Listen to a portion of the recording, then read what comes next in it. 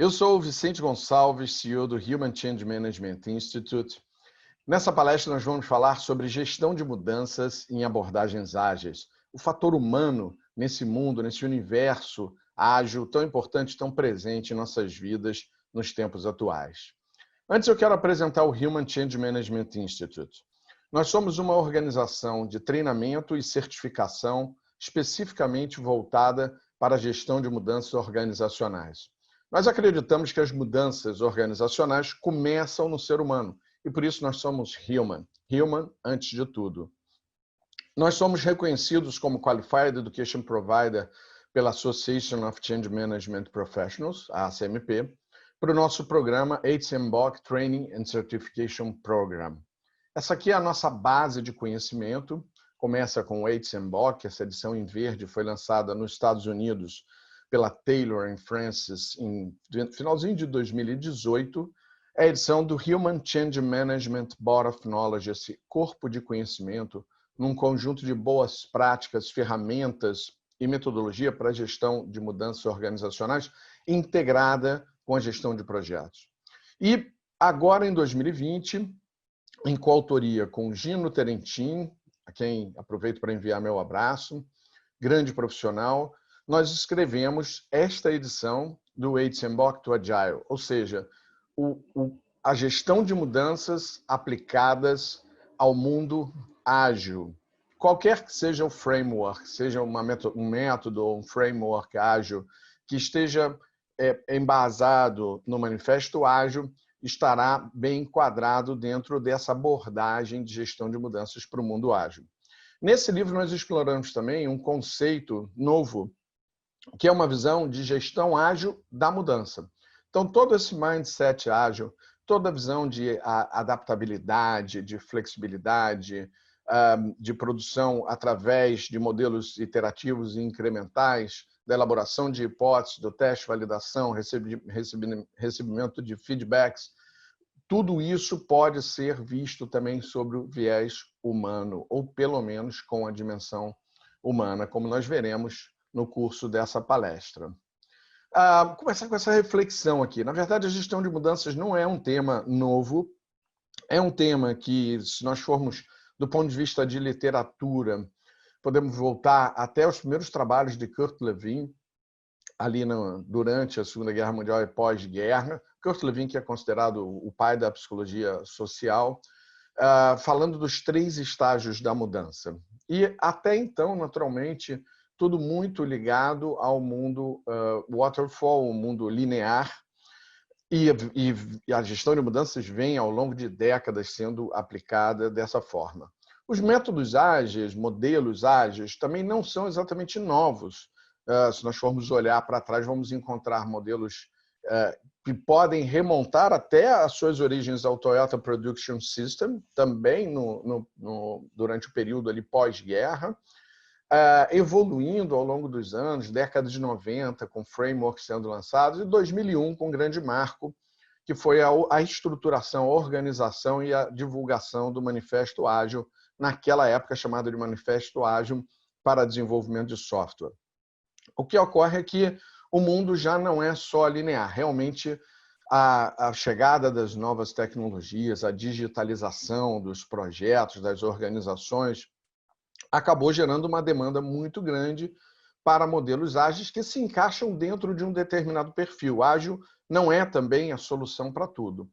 E, naturalmente, assim como no mundo linear, no início, pelo menos, o PMI, o ano passado, fez 50 anos na sua história e nasceu com uma visão muito forte lá naquele tripé natural, que é a gestão de escopo, de prazo e de custo. No mundo ágil, também muitos métodos e muitos frameworks nasceram com uma visão bastante voltada para o produto, para o serviço, para o software, aquilo que estava sendo desenvolvido, mas vem ganhando relevância essa visão do fator humano também nesse contexto. Fator humano porque as equipes são compostas de pessoas que produzem algo para que outras pessoas usem. Portanto, se a gente não tiver esse olhar humano, naturalmente vai ser muito difícil alcançar os objetivos estratégicos que motivaram aquela empreitada. Nós podemos ver que esse tema de gestão de mudanças ele vem sendo explorado, estudado, discutido no universo de projetos já há algum tempo e ganhou muita força de 2012 para cá.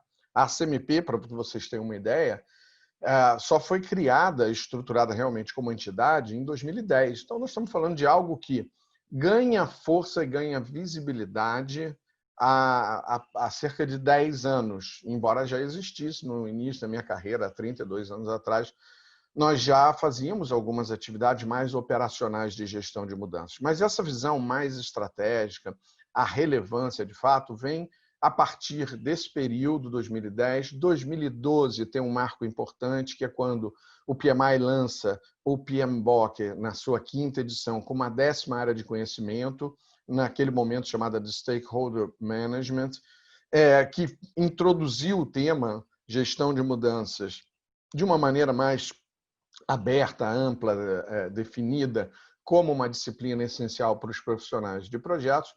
E esse estudo feito em 2014, que está aí da série Pulse of Profession, que é uma série sensacional que o PMI constantemente lança estudos novos, ele identificou que mudanças, organizações que aprendem a mudar baseadas em 3 pilares, têm uma taxa de sucesso muito superior àquelas que não o fazem. Esses 3 pilares são, primeiro, ter uma prática padronizada para a gestão de projetos e programas.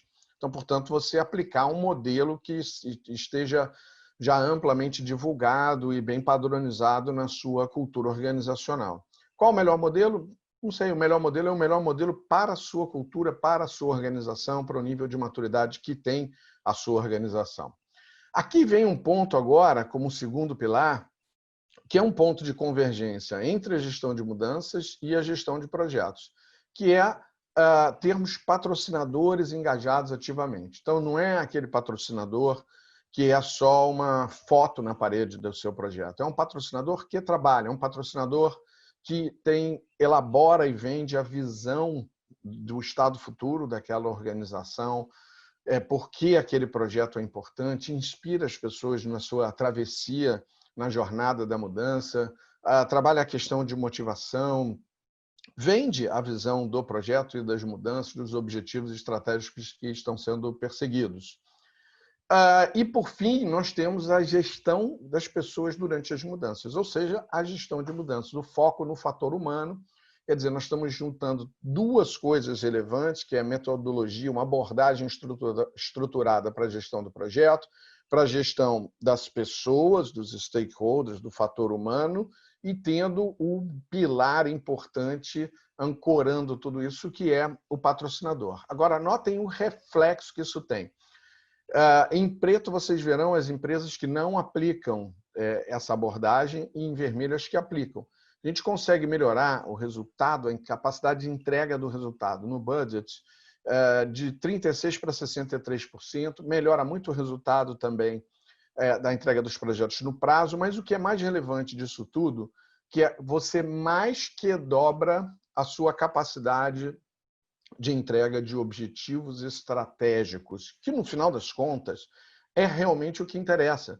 Porque o projeto pode terminar no prazo, no custo, no escopo, na qualidade, enfim, com uma boa gestão de risco, de integração, mas qualquer que seja a empreitada que passou por uma visão, uma discussão estratégica, foi priorizada no portfólio para alcançar objetivos estratégicos que foram determinados, se você não alcança esses objetivos, a empreitada ela vai significar capital investido, vai significar depreciação desse capital investido em algum produto, em algum aparato adicional na sua organização, ou até em novos processos, até na contratação de pessoas, custo de uma maneira geral, operacional, mas não trará os benefícios que nós estamos esperando.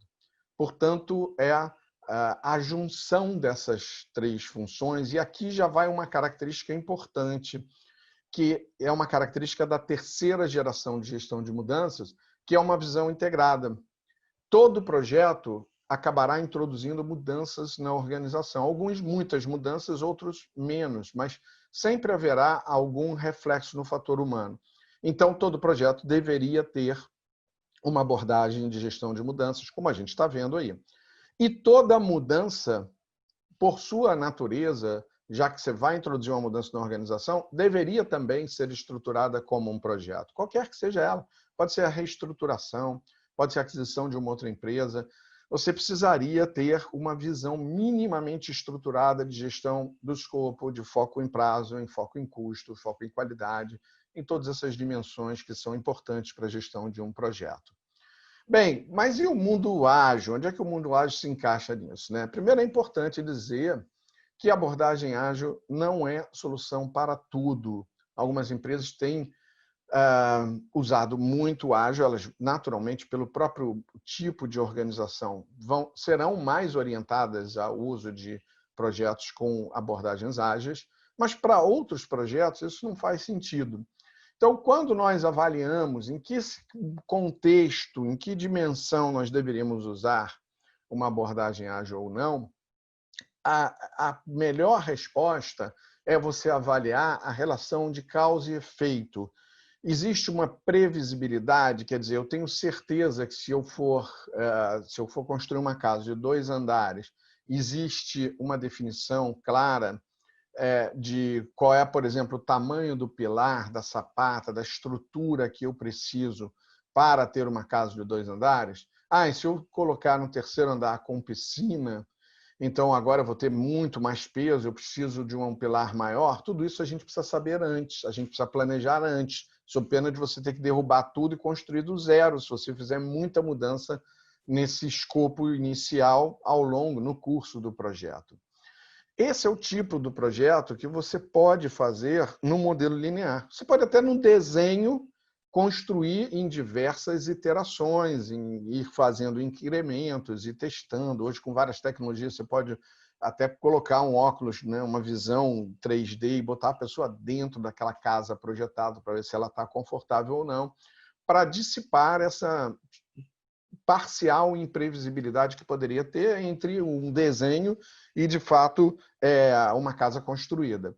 Mas, uma vez isso definido, você define todo o escopo, depois você faz toda a execução, depois você implanta e está pronto, né? E você vai para o encerramento do projeto, para a sustentação daquela mudança, se for o caso. Aí, olhando para os aspectos humanos, uma família vai mudar para ali, vai ter a necessidade de uma sustentação do fator humano. Porque aquela casa agora é longe da escola dos meus filhos, porque antes morava num condomínio, então tinha um círculo de amigos dos adolescentes daquela casa que vai mudar, porque você vai agora para um outro espaço físico. Enfim, você tem toda a dimensão humana para ser gerida.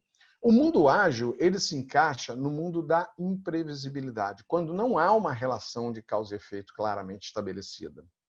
Ao contrário, nós temos uma visão, nós sabemos aonde nós podemos chegar, mas nós não conseguimos ainda definir claramente quais são todas as fatias ou toda a composição final do nosso produto, do nosso serviço. A gente gosta de dizer, no Weizenbock to Agile, no nosso livro Gestão de Mudança em Abordagens Ágeis, nós usamos essa frase que é a arte de aprender fazendo e de fazer aprendendo. Então, se nós não temos todas as respostas de como fazer, nós precisamos elaborar uma hipótese que talvez seja viável, testar essa hipótese, desenvolver, testar essa hipótese, buscar feedback para ter uma perspectiva que não é a nossa, mas é a perspectiva dos stakeholders, dos usuários. O stakeholder pode ser um cliente, um stakeholder externo da organização, pode ser o fornecedor, pode ser o próprio usuário da organização. Enfim, é um conceito bastante amplo, mas buscar esse feedback e comprovar se essa hipótese funciona ou não. Eventualmente, parte dessa hipótese pode funcionar e você irá aproveitá-la numa iteração para ir formando um incremento que vai introduzir uma fatia daquela visão do seu produto. E, através de vários desses incrementos, você pode chegar, ou deve chegar, ao seu produto e serviço final.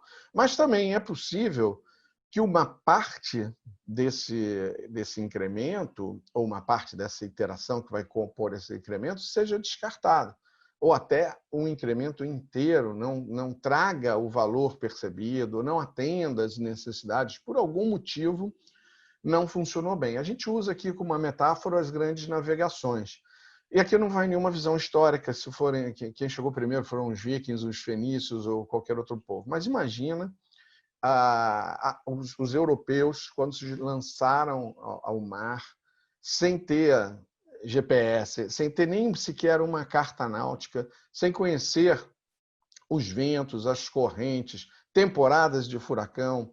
Então, você imagina como foi difícil para eles. Aquilo ali foi, de fato, a elaboração de uma hipótese.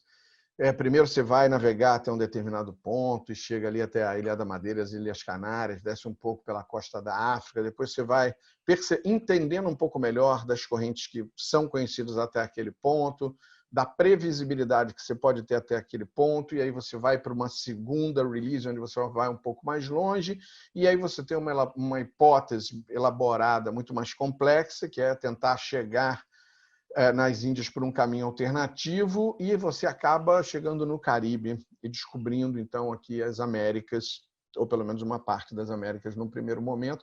Depois também o que aconteceu com a chegada dos portugueses no Brasil não foi diferente. Ninguém tinha um modelo previsto em relação à melhor época do ano, ao regime de ventos, a quanto tempo você passaria no mar, ao volume de comida, de água que você precisaria. Você tinha uma hipótese.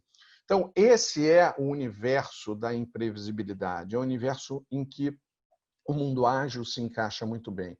Quando a gente não tem uma fórmula específica, não tem a bagagem com todas as certezas necessárias para ter o mínimo de previsibilidade e desenvolver de maneira linear. Você precisa desenvolver em ciclos por hipóteses que vão incrementando aos poucos o seu produto, e parte dessas hipóteses não vão funcionar. Faz parte, inclusive, do pensamento ágil. Errar, mas errar rápido, para você transformar falha em aprendizagem e você não gastar muito com aquele caminho que não se mostrou viável. Você pode retornar ao ponto onde você estava rapidamente, para você, em ciclos, então, ir descobrindo e dissipando essa nebulosidade em relação ao que está por vir. Ágil é algo que possui princípios e valores muito bem definidos e o que na época se chamou Manifesto Ágil de Desenvolvimento de Software, hoje a gente fala mais apenas Manifesto Ágil, inclusive porque não se presta apenas para o desenvolvimento de software. Esse é um outro mito do mundo ágil. Ágil pode ser aplicado para desenvolvimento de vários produtos e serviços que se encaixem nessa característica da imprevisibilidade. Mas notem que coisa interessante, quando a gente fala de gestão de mudanças, quando a gente fala do fator humano, dentre os valores do ágil, e mesmo dentre os princípios, a gente vê muita coisa ligada ao ser humano. Por exemplo, indivíduos e interações mais do que processos e ferramentas. Não quer dizer que nós não faremos nada em relação aos processos, não usaremos processos, não detalharemos processos ou ferramentas. Não é isso. Quer dizer que nós priorizaremos as relações humanas em relação aos indivíduos, as interações entre as pessoas, mais do que o uso de ferramentas ou de que processos estruturados, ainda que a gente use também. Assim como, quando a gente fala aqui, software funcionando, eu já faria uma adaptação aqui de dizer o produto ou serviço funcionando, porque já não é só para software, mais do que uma documentação extensa. Então, também aqui vem um outro mito importante, que é então quer dizer que eu não preciso documentar? Precisa e deve, a documentação vai ser importante, inclusive para a sustentação da mudança. A questão não é se você vai ou não documentar, mas é o quanto você irá documentar e quando você irá documentar. No campo das hipóteses, não faz sentido eu detalhar muito uma hipótese, porque ela não é ainda uma solução final. Só depois que ela é validada, né? Claro, desenvolvida, testada e validada, é que vale o esforço de documentação. Mas não é a documentação extensa, aquela documentação que é mais burocrática do que propriamente um registro que permita a passagem de conhecimento, a sustentação da mudança posteriori. Mais uma vez, aqui a gente está falando também da questão humana, né? de comportamento humano. Olha, vamos botar o foco na coisa funcionando, seja software, seja um produto, seja um serviço. Assim como a colaboração, essa palavra é importante, colaboração, não, a junção de 3 palavras, né? Labor é trabalho, está no meio. Então, uma ação, né? Um trabalho a ser desenvolvido que leva uma ação. E o co que é o prefixo de fazer junto, né? Assim como a cooperação, a colaboração é esse trabalho conjunto. Então, eu trabalho em conjunto com o cliente, e aqui o cliente pode ser desde o seu cliente lá fora, aquele que paga pelo seu produto ou seu serviço, ou o usuário, para quem você está desenvolvendo uma ferramenta, um produto ou serviço dentro da sua organização. Isso é mais relevante do que você ficar preso ao contrato. Ah, mas o contrato não diz isso. Ah, porque eu contratei um fornecedor para trabalhar conosco no projeto, o escopo está definido. Na verdade, não. A gente vai ver que no mundo ágil, você não tem esse escopo definido detalhadamente como você consegue ter no mundo que é preditivo. Por quê? Por conta da imprevisibilidade, justamente a arte de fazer aprendendo e de aprender fazendo. E, por fim, como quarto valor, responder às mudanças. Aqui não são as mudanças organizacionais, são as mudanças de escopo, os ajustes. Se eu não tenho o desenho final da coisa, eu tenho que ir desenhando as partes que são essenciais, que vão entrar no início, e vou desenhando as demais a posteriori, nos ciclos, nas iterações futuras. Naturalmente, eu não largo com todo o desenho pronto. Isso é mais importante do que seguir um plano. O plano é necessário, não é que não vá ter plano, mas o plano é feito num modelo diferente. Dada a questão da imprevisibilidade, nós vamos usar um modelo de Planning Onion, um Planning Onion que nós falaremos mais adiante.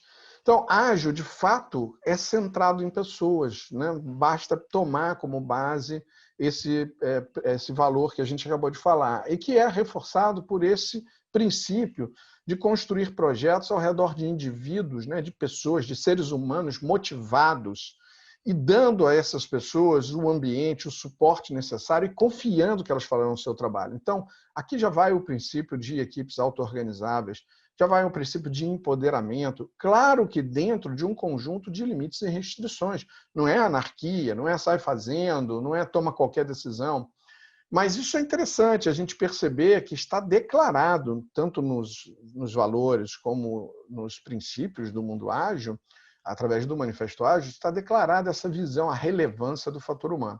O que, do ponto de vista de gestão de mudanças, é bom, ajuda muito, porque a gestão de mudanças ela é teoricamente mais facilmente aceita, né? Esse foco indivíduo ele já é nativo, faz parte do DNA do universo ágil. Claro que alguns frameworks ou métodos facilitam um pouco mais, outros dificultam um pouco mais, e nós vamos ver também alguns cuidados que a gente precisa ter. Mas, então, algumas pessoas podem dizer, mas se as abordagens ágeis já são centradas em pessoas, por que a gente vai precisar de gestão de mudança? Bem, elas são centradas em pessoas, nós acabamos de ver isso, mas a gestão de mudanças, o profissional que estudou esse tema, estudou o comportamento humano, ele naturalmente vai ter uma visão diferenciada, ele vai trazer valor. Na verdade, é justamente por ser centrado em pessoas que a gente precisa maximizar aquilo que é um valor, aquilo que é um princípio do mundo ágil e natural, que faz parte do DNA do ágil, pode ser muito aprimorado e maximizado com uma abordagem estruturada de gestão de mudanças. E a gestão de mudança, o profissional de gestão de mudança, atuando dentro de uma equipe de projeto conduzido com um modelo ágil, ele traz técnicas avançadas, ele traz toda a sua experiência, sua bagagem relacionada a engajamento, relacionada a antagonismo. Ele agrega, ele não compete, ele não vem para se colidir. Ao contrário, ele vem para beber nessa fonte que é natural do mundo ágil, e trazer valor com técnicas que são mais avançadas, a fim de que os objetivos estratégicos que motivaram aquela empreitada sejam alcançados ou, se possível, até superados. Então, abordagens ágeis, realmente, elas precisam de gestão de mudanças, porque, na realidade, não faz diferença qual é o método, o modelo que você vai conduzir o seu projeto, se é ágil, se é híbrido ou se é linear preditivo. Tem gente envolvida? Muitas vezes me perguntam isso, Vicente, em que circunstância eu devo ter uma gestão de mudanças no meu projeto? E eu respondo com uma pergunta: tem gente envolvida no projeto? Tem gente que vai ser afetada pelas mudanças introduzidas pelo projeto? Invariavelmente tem. Bom, se tem gente envolvida, nós vamos precisar gerir essas mudanças, porque essas mudanças começam no ser humano e depois elas vão se consolidar como mudanças organizacionais. Bom, para ter uma visão e uniformizar, talvez nem todos que assistirão a essa palestra aqui tenham a mesma clareza em relação aos conceitos do mundo ágil, mas só para reforçar a visão do que nós estamos falando. O universo preditivo linear ele vai em etapas que são sequenciais. Aqui nós vamos fazer diversos ciclos de desenvolvimento a partir de uma hipótese elaborada que é o resultado de uma visão. Então tem uma visão de um produto, de um serviço, de onde a gente quer chegar. E, a partir desse ponto, nós vamos elaborar hipóteses e essas hipóteses vão sendo desenvolvidas, validadas, testadas. Simplificando muito o que poderia ser comum a qualquer modelo ágil, tudo começa com uma etapa de planejamento, depois de priorização do que vai ser feito. Então, a gente pode separar essa priorização num plano de releases, ou dentro desse plano de releases tem um plano de iterações. Aí vamos entrar no desenvolvimento propriamente dito, a busca, né, de avaliação, de feedback, de teste, de validação ou não. Parte do que foi feito pode eventualmente ser descartado e aquilo que é aprovado vai gerar a implantação, uma implantação de um incremento àquela visão. Então, a gente vai aos poucos chegando ao produto final. E, na visão de gestão de mudanças, toda vez que você faz um incremento no seu produto ou no seu serviço, você impacta os stakeholders. Você vai mexer em 4 coisas que são extremamente relevantes para o ser humano. Ego, e aqui ego não no sentido freudiano, mas nós estamos falando de vaidade, de orgulho, que é claro que todos nós temos, porque somos humanos. Poder, a percepção de poder, a percepção de status, que é tão importante para o ser humano. Aliás, não é nem só para o ser humano, nós vamos encontrar isso nos lobos, nos primatas. Existe uma cadeia hierárquica, existem benefícios de estar no topo da hierarquia ou de não estar no topo, mas também existe uma competição natural para você estar sempre em busca da melhor posição possível que você possa ter naquele grupo, naquela estrutura que se organiza, no caso aqui, numa empresa, né? Então, é natural que nós tenhamos questões ligadas a ego, status, poder e as agendas pessoais. Todos nós temos uma agenda pessoal. É o conjunto das nossas ambições, dos nossos desejos, o que nós buscamos. Em gestão de mudanças, não dá para falar de gestão de mudanças humanas sem considerar esses 4 fatores. A literatura de gestão de mudança não explora muito isso, mas no Eitzenbock isso é extremamente importante, porque muitas vezes a resistência nasce desses elementos. A gente poderia acrescentar o medo da mudança também, mas está muito relacionado também ao medo de se perder poder, ao medo de se perder status e ao medo de se confrontar com a sua agenda pessoal. Portanto, a cada implantação que a gente faz, se nós estamos introduzindo mudanças, na visão de gestão de mudanças, nós devemos agregar uma etapa complementar, que é uma etapa de sustentação da mudança. Isso é curioso porque a sustentação de mudança não aparece, eu não posso dizer que em todos, porque eu não estudei todos os métodos ou frameworks de gestão ágil de projetos, mas, pelo menos em todos que eu estudei, o foco está bastante ligado à entrega do produto ou do serviço, do resultado do projeto, e não na sustentação. Só que nós sabemos que, do ponto de vista humano, quando nós introduzimos algo em produção, vai ter impacto. Mas Vicente, no meu caso, é uma startup, nós estamos fazendo uma coisa completamente nova, um software novo. Ok, mas quando aquilo for à produção, quando aquilo chegar no seu stakeholder principal, que é o cliente, razão de existir da sua empresa, você talvez tenha que construir na sua estrutura organizacional uma área de atendimento ao cliente, uma área de serviço ao cliente, uma área de relacionamento com o cliente, uma área de manutenção. Então, tem mudança organizacional. E você vai precisar para a sua empresa crescer. E se der muito certo, e se viralizar, e se estourar no mercado, aí você vai ter acionistas chegando, você vai ter uma área de relacionamento com acionistas. E são humanos também. Então, nós, na gestão de mudanças, nós olhamos uma visão holística, ampla, de toda a relação que a introdução de um produto ou de um serviço novo terá nesse entorno de uma organização. E aí vira uma mudança, de fato, organizacional.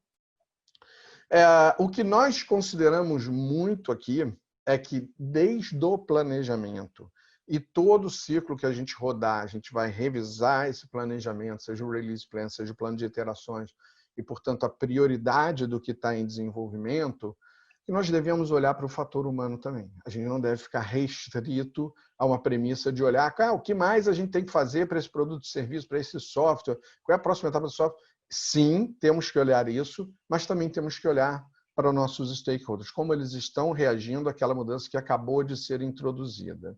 Então, no Planonion, gente, a gente começa lá com a primeira camada, que é o planejamento do projeto. Poderíamos ter outras camadas externas, tá? Planonion é um conceito amplo, que nós poderíamos ter, por exemplo, uma camada externa que poderia começar lá no planejamento do portfólio, ou até lá no planejamento estratégico. Mas vamos começar, olhando do projeto, a gente começa com o planejamento do projeto. Depois vamos passar pelo planejamento da release e, por fim, o planejamento da iteração, e dependendo do método, do framework que você usa, vai chamar sprint. Essa nomenclatura não importa, o que importa é o conceito aqui. Então, a partir de uma hipótese, nós vamos estruturar essas camadas do projeto. E essas camadas, elas foram estruturadas visando incrementar o produto, essa visão do produto ou do serviço aos poucos, e aí com todas as premissas que eu já falei, de falhar rápido, descobrir rápido que o caminho não era aquele, para poder voltar logo, repriorizar, repensar o planejamento, ajustar, ou você descobriu que você tem melhorias adicionais que você pode colocar, pode incluir nos incrementos futuros, que a princípio você nem tinha planejado. Então, esse foco é muito importante e é muito natural, faz parte do DNA do universo ágil. O que nós trazemos com a gestão de mudanças é que, ao longo do curso dessa visão do planejamento, além de nós olharmos para produto e serviço, que nós olhamos também para a questão humana, para essas demandas humanas. Porque a introdução, mudar nunca é fácil. Isso nós estamos introduzindo muitas mudanças, principalmente projetos de larga escala. Não é um projeto menor, é mais fácil. Você tem um dono do produto, é a pessoa que dá todas as diretrizes ali, junto com a equipe do produto, que normalmente é para ser uma equipe pequena, uma equipe altamente produtiva, mas nós também podemos fazer projetos grandes, de larga escala, escalando essas equipes. E aí nós podemos ter vários stakeholders que tomam decisão juntos. Isso torna o processo um pouco mais complexo.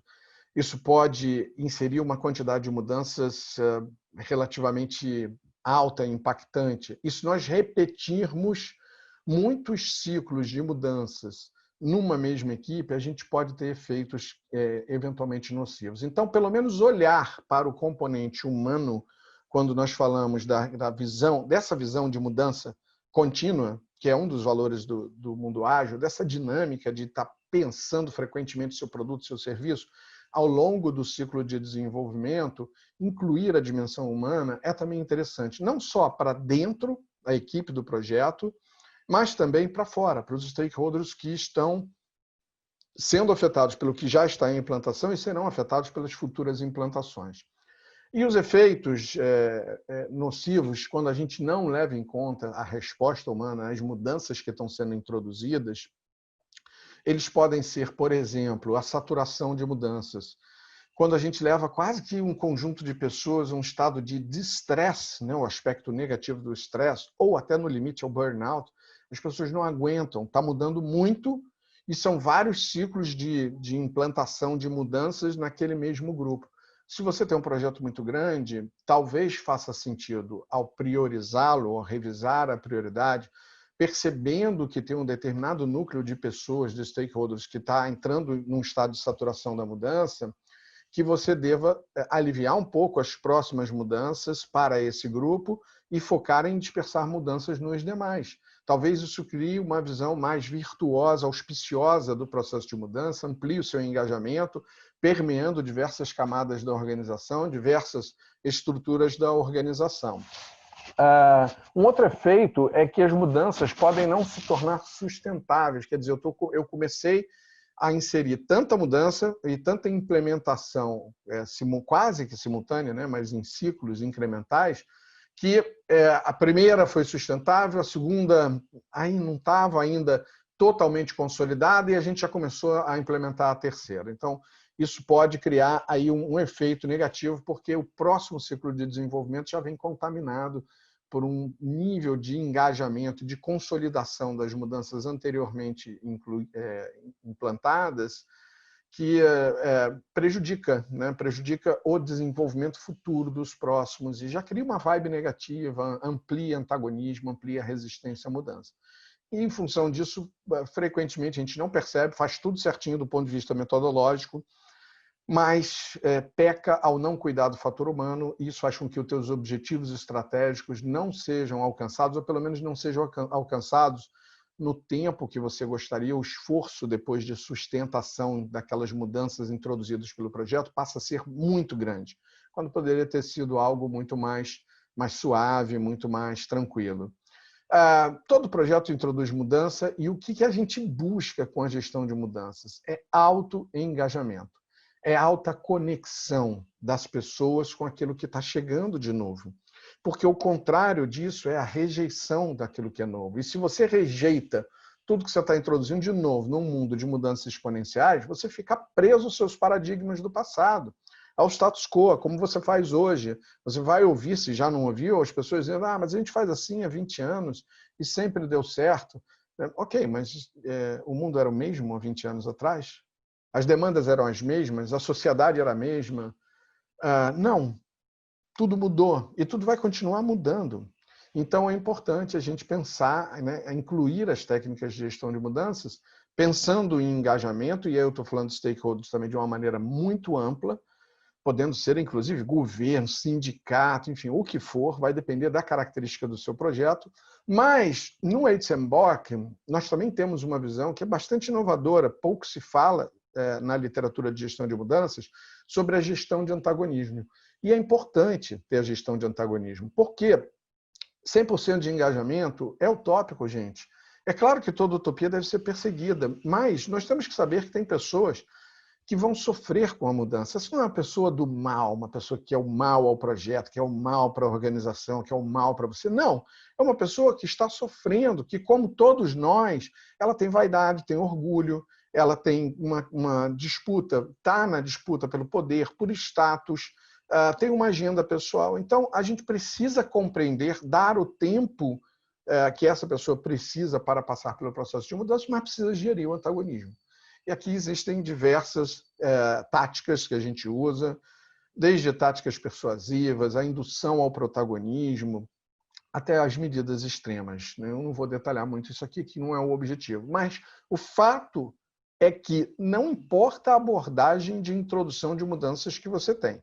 Se ela é um Big Bang natural do mundo linear, ou se é uma mudança incremental, você sempre vai tocar no ser humano. E provavelmente, ou muito provavelmente, você, pelo menos eu nunca tive a oportunidade de participar de um projeto em que você tenha 100% de adesão no mesmo tempo. Você pode chegar a 100% de adesão, mas será ao longo do tempo. Então, em um dado momento, você vai ter gente engajada, vai ter antagonista, e você vai ter que aprender a lidar com esses antagonistas. Tá? Uma questão que se faz presente quando a gente fala de gestão de mudanças chegando no mundo ágil é que, em muitos frameworks, em muitos modelos ágeis, a equipe de projeto, as pessoas que trabalham no mundo ágil, já têm determinados papéis e responsabilidades, seja ligado, por exemplo, à formação do espírito de equipe, à comunicação com os stakeholders, e aí isso pode criar algum conflito com a gestão de mudanças. E a gente, não, eu vim esse pessoal de gestão de mudanças querendo fazer o que a gente já sabe. Então, o que a gente propõe? Existe uma macroatividade que nós fazemos logo na camada de planejamento do projeto, que é a clara definição de papéis e responsabilidades entre a equipe de projeto e a equipe de mudança. Se você é um profissional especializado em gestão de mudanças e está chegando num projeto onde já tem alguém da equipe de projeto responsável pela comunicação, não tem nenhum problema. Não tem nenhum problema de você ser alguém que humildemente apoia, traz uma visão nova. Que você seja dentro do universo da comunicação, que não é só preparar banners ou a entrevista para newsletter ou, sei lá, alguma coisa para o quadro de gestão à vista, enfim, que é algo muito mais amplo, que inclui, por exemplo, ouvir os stakeholders. Ouvir faz parte da comunicação. E, frequentemente, um profissional de gestão de mudança está melhor preparado para ouvir e ouvir, percebendo, inclusive, as emoções, percebendo o que não está sendo dito, percebendo a linguagem corporal. E você pode perfeitamente sentar com a equipe de gestão de projetos e dizer, olha, como é que a gente está pensando, como é que é a nossa estratégia para ouvir, andar pela empresa, levantar da cadeira e interagir com os stakeholders. Que é comunicar, não é só enviar uma mensagem. Então, a gente tem alguma estratégia? Como é que é essa estratégia?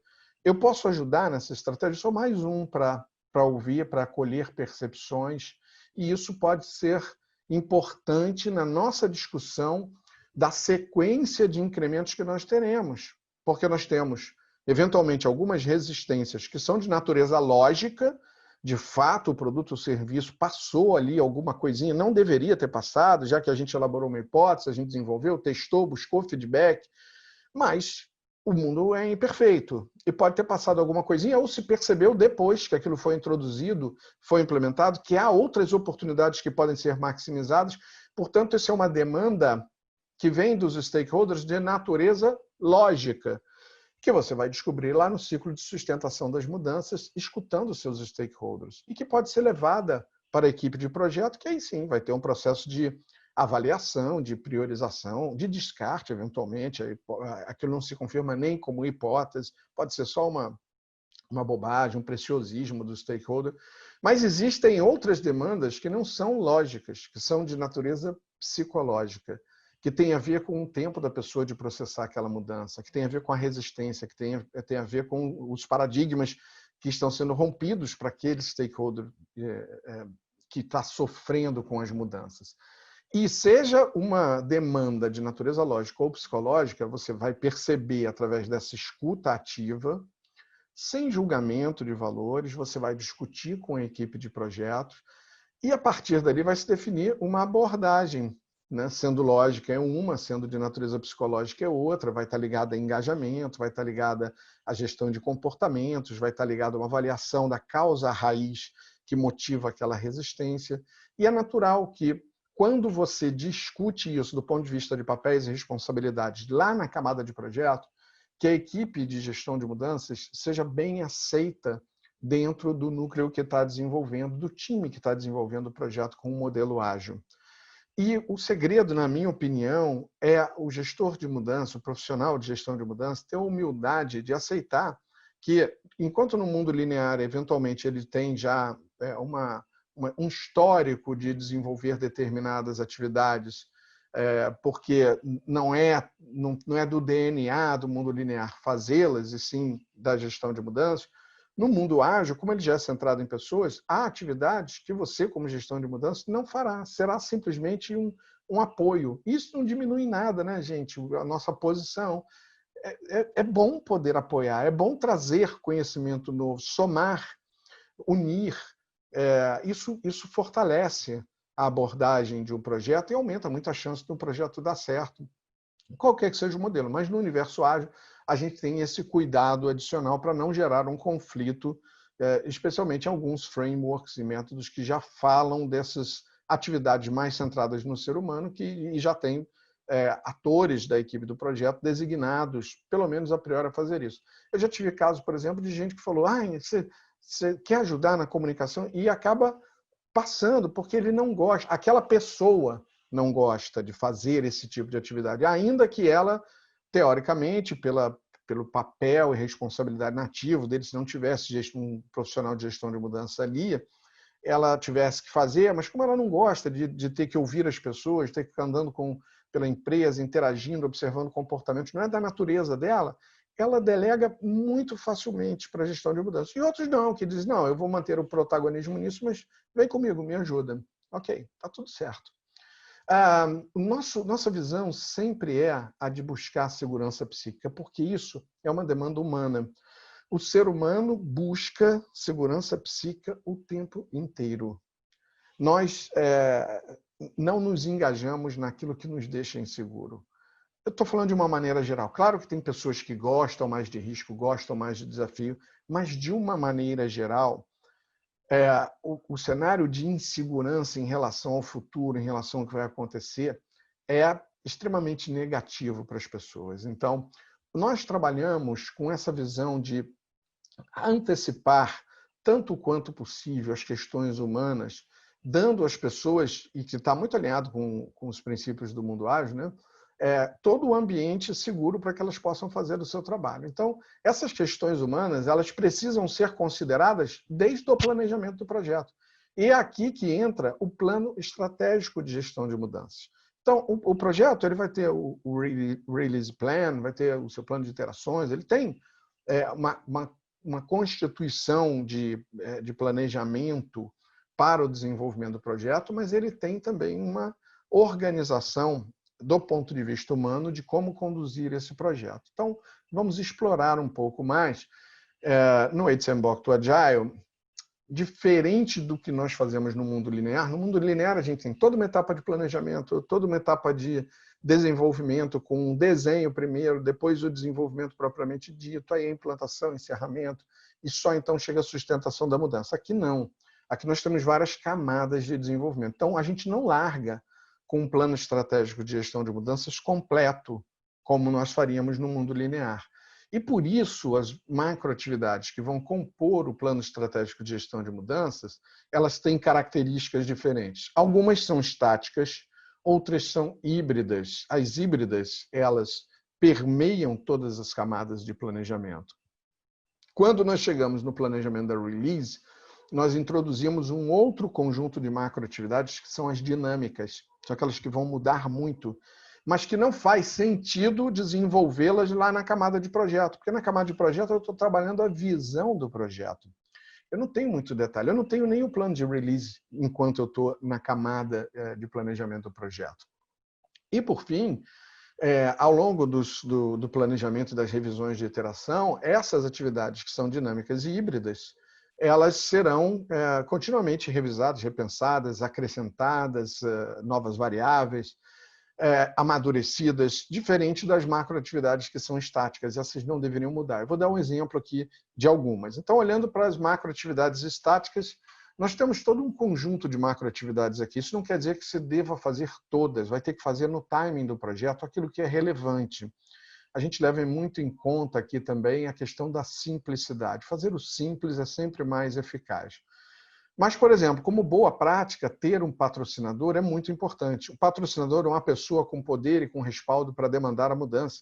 Se é um projeto departamental e você pode ter um gerente como patrocinador, está ótimo, o gerente é o patrocinador, tudo se resolve dentro daquele departamento.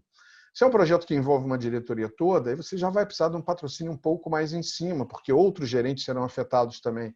Se é um projeto que envolve a organização inteira, aí você já vai precisar de um outro nível de patrocínio, porque várias diretorias serão afetadas pelas mudanças introduzidas pelo projeto. Então, definir e preparar o patrocinador é uma macroatividade de natureza estática, porque, como boa prática, você não deveria mudar o patrocinador a cada release. Você deveria ter um patrocinador, que é uma pessoa com poder e respaldo para demandar a mudança, que está mirando na visão da organização e na visão do produto ou do serviço que será introduzido. O compromisso dele é com aqueles objetivos estratégicos que motivaram aquela empreitada. Então, essa é a boa prática. Claro que, eventualmente, num projeto, o patrocinador pode eventualmente ser promovido ou deixar a empresa e você vai ter que mudar de patrocinador. Mas isso é exceção. A macroatividade não foi pensada para ser nem dinâmica nem híbrida, e sim estática, assim como várias outras aqui. Não vou descer em detalhes, que o objetivo não é dar uma aula sobre o HCMBOK to Agile ou sobre a gestão de mudanças na abordagem do HCMBOK para o universo ágil, mas sim provocar essa reflexão de como você faz gestão de mudanças nesse universo ágil. Do ponto de vista de macroatividades híbridas, são aquelas que permeiam as 3 camadas do projeto, pelo menos essas 3, né? Essas 3 clássicas. Por exemplo, mapear e classificar os stakeholders. Enquanto no mundo linear você faz todo um mapeamento, às vezes até muito elaborado lá no início do projeto, aliás, na iniciação, se você pegar o guia PMBOK, você faz o termo de abertura do projeto e a primeira edição do mapa de stakeholder, né? Aqui, o que a gente vai fazer? Vai ter uma visão global dos stakeholders na camada de projeto. Quando nós entrarmos na camada de release, nós vamos mapear quais são aqueles stakeholders afetados por aquela release. mas não vamos mapear todos os stakeholders, nem das releases futuras, porque a dinâmica do mundo ágil pode mudar essas releases futuras. Lembre-se que é o caminho da imprevisibilidade, a arte de aprender fazendo, de fazer aprendendo. Então, se nós não temos previsibilidade, a gente não pode afirmar de maneira peremptória, inequívoca, que a 10ª release vai ser composta de tais e tais sprints, né? Ou que vai tratar de tal e de tal assunto. A gente tem uma release plan, mas é uma release plan. E ela tem a dinâmica de poder ser alterada naturalmente. E quando nós olhamos as macroatividades dinâmicas, são aquelas que a gente só começa a fazer no planejamento de release, aí aqui, a partir da visão do projeto, você já tem um primeiro alinhamento de expectativa, mas no nível da visão do projeto. Como você ainda não tem a release plan, só faz sentido você começar, de fato, a conversar, interagir ou até fazer entrevistas mais formais com seus stakeholders, aqueles stakeholders mais importantes que tomam decisão, que são influenciadores diretos do desenvolvimento do projeto, a partir do desenvolvimento do planejamento da release. Então, para a primeira release, eu vou aprimorar o mapa do stakeholder e vou conversar com essas pessoas para capturar expectativas. E aqui tem uma sugestão, que, na minha opinião, é uma dica, com base na nossa experiência, que é quando a gente captura a expectativa de um stakeholder, digamos que seja a redução de produtividade, ou melhor, o ganho de produtividade. Eu quero ganhar 10% de produtividade. É o que eu espero. Essa é a minha expectativa em relação ao final desse projeto. Você já pode transformar essa expectativa também num indicador para avaliação de prontidão da mudança. Porque se você estiver perto da implantação da release, ou seja, do incremento da visão do seu produto, da introdução de mudanças na organização, e todos os testes estão te levando a um ganho de 5% de produtividade, aquela expectativa vai ter que ser realinhada. É por isso que essa é uma macroatividade dinâmica. Ela pode ser realinhada de maneira definitiva também, olha, não será 10%, a gente, com todas as hipóteses que a gente elaborou, o melhor número que nós chegamos é 5%, ou pode ser que você conclua aqui, olha, para implantar, 5%. Agora, vamos fazer movimentos durante a sustentação da mudança para ampliar essa produtividade. Acreditamos que é possível, mas vamos recalibrar isso para 7%, para 8%. Ou então você tem uma expectativa que não mais será atendida, porque aquela hipótese não foi validada, ao contrário, ela foi descartada. De novo, vai ser importante fazer o realinhamento dinâmico das expectativas com seus stakeholders. Expectativa não atendida, gente, gera frustração. Frustração é fonte de antagonismo. Então, é muito relevante que a dinâmica desse projeto, da maneira, né, que se desenvolve no mundo ágil, seja acompanhado pelo contínua identificação no momento certo para cada release e alinhamento das expectativas dos stakeholders de acordo com o caminhar do projeto, daquelas hipóteses que estão sendo validadas ou refutadas. Para entender o ciclo de desenvolvimento do projeto numa abordagem ágil, um ciclo genérico, que também se encaixa em qualquer modelo que você pensar aqui do mundo ágil, você consegue encaixá-lo aqui. Claro que alguns vão ter determinadas peculiaridades, nosso objetivo é dar uma visão ampla e não específica de um modelo ou de outro, tá?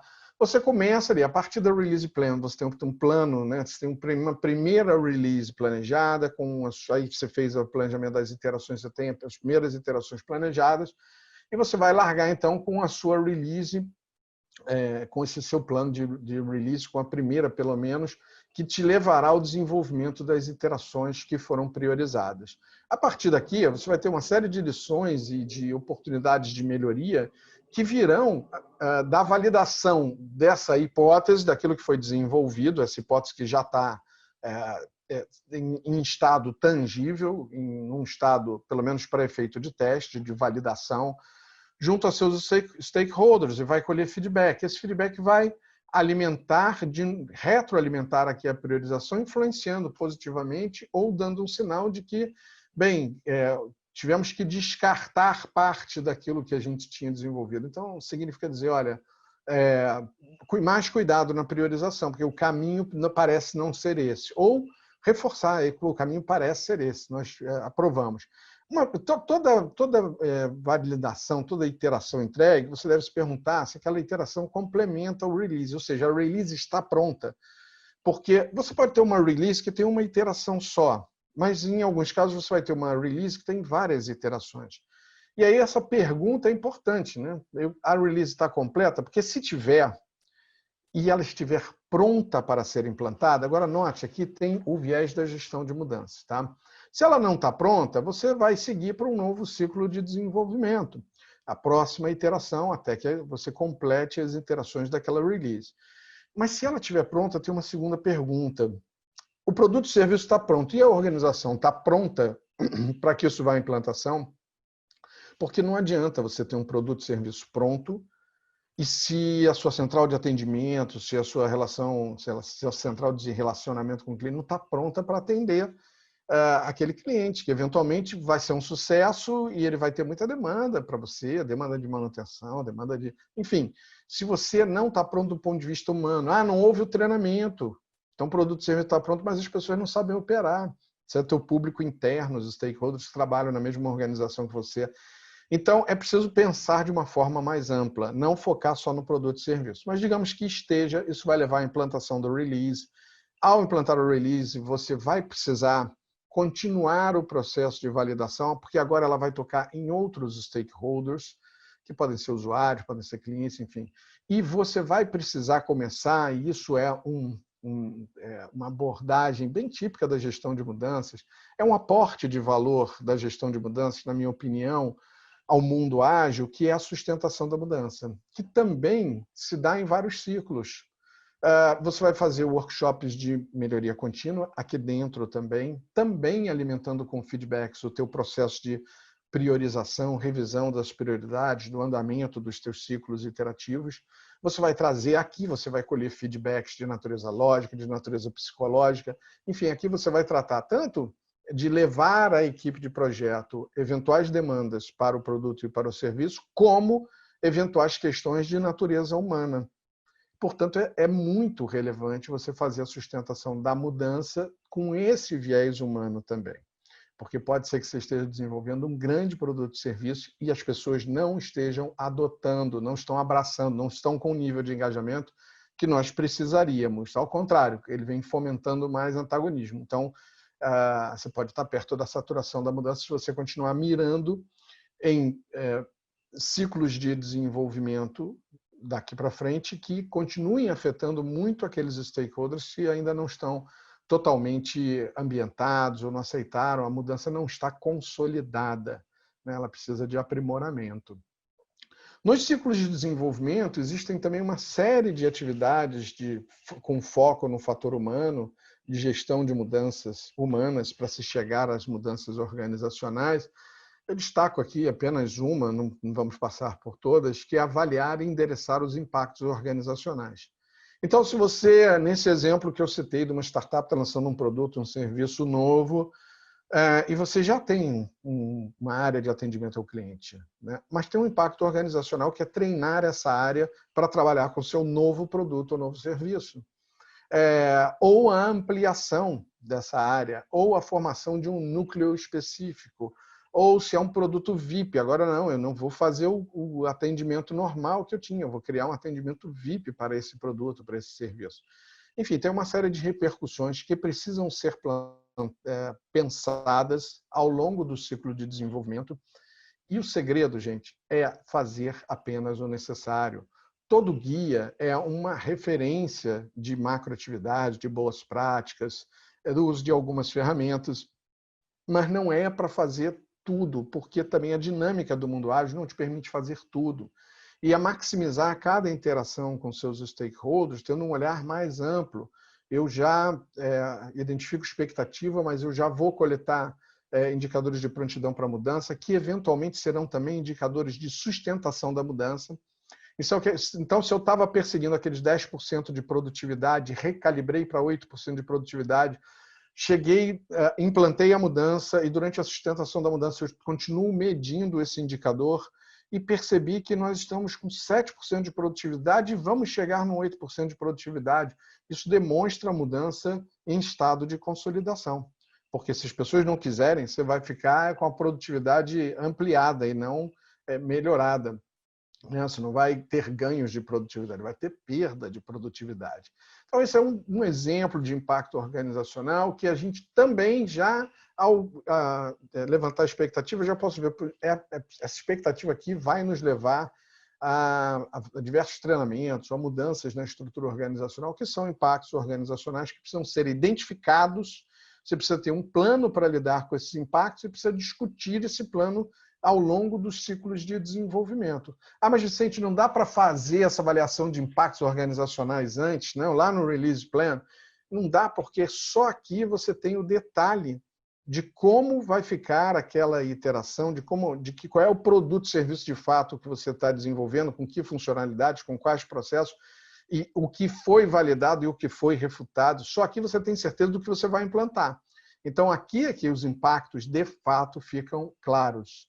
Tá? Lembrando que até alguns impactos organizacionais você, às vezes, só percebe quando você já está na sustentação da mudança. Isso pode acontecer. Não é o desejável, mas pode acontecer. Tá? E, por fim, gente, nós trazemos esse conceito de gestão de mudanças no universo ágil como um conceito de um olhar humano sobre a complexidade humana.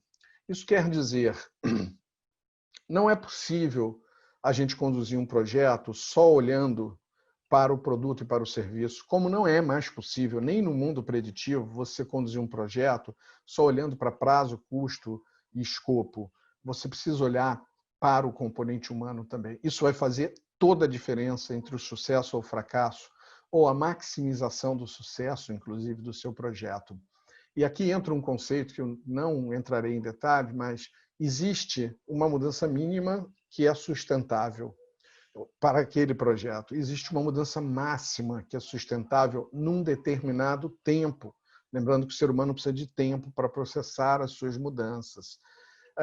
Então, a gente procura, com essa visão, lançar também a dimensão humana em todo esse processo de desenvolvimento de um novo produto ou serviço, através de iterações, de incrementos, da elaboração de hipóteses, do teste dessas hipóteses, da aprovação ou não. Mas sem observar as questões que estão ligadas ao fator humano, é possível que o seu projeto não seja tão bem sucedido quanto ele poderia, ou até mesmo que ele naufrague. Bem, com isso chegamos ao fim. Está aqui, eu sou o Vicente Gonçalves, esse é o meu LinkedIn, convido vocês à conexão através do LinkedIn, que é uma ferramenta muito bacana para a gente manter relacionamento. Aqui nesse QR Code você consegue acessar todas as redes sociais do Human Change Management Institute. Convido você a seguir a nossa company page também no LinkedIn. E no mais, muito obrigado por assistir essa palestra. Se você quiser saber mais sobre gestão de mudanças no mundo ágil, acessa agile.hucmi.com. Está aqui, ó. É o nosso site, onde você pode baixar os primeiros capítulos do nosso livro, Gestão de Mudanças em Abordagens Ágeis, e também do HCMBOK, do HCMBOK tradicional, que eu mostrei lá nos 3 idiomas. Será um prazer ter a sua presença em nosso site e interagir com você no futuro.